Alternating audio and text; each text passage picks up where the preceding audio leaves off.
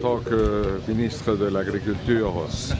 des Pêches et de l'Alimentation de l'Espagne d'être invité d'honneur, mon pays, dans ce salon de Siam, un grand salon, pas seulement de l'agriculture marocaine, mais j'ai aussi une plateforme pour l'ensemble de l'Afrique, et aussi de participer dans cette conférence internationale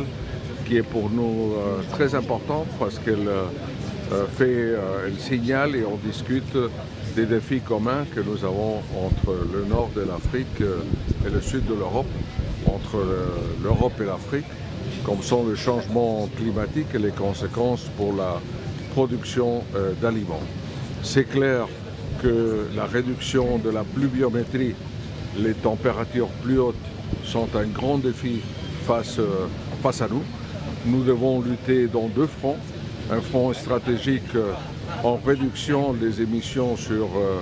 dans notre planète, la réduction par exemple des émissions de méthane, et nous avons les moyens, en augmentant la séquestration de carbone, mais aussi en nous adaptant de façon très concrète dans le moment présent. De façon très concrète, je vais dire répondre pour un meilleur usage de l'eau dont nous disposons, utiliser aussi des eaux non conventionnelles, des eaux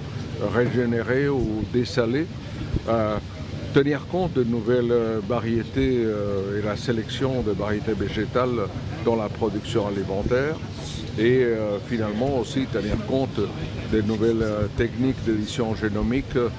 pour faire face avec des plantes ou des semences qui soient plus résistantes à l'absence d'eau ou bien à la diminution des produits phytosanitaires. Mais au-delà de tout ça, je crois qu'il y a un grand sujet qui se pose face à nous, c'est comment répondre à nos défis.